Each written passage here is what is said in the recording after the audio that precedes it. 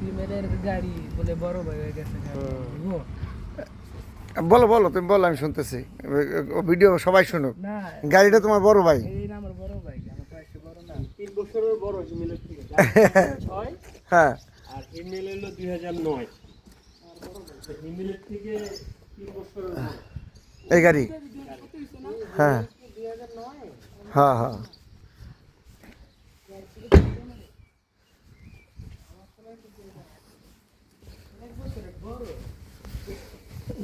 হিমেলের গাড়ি এটা।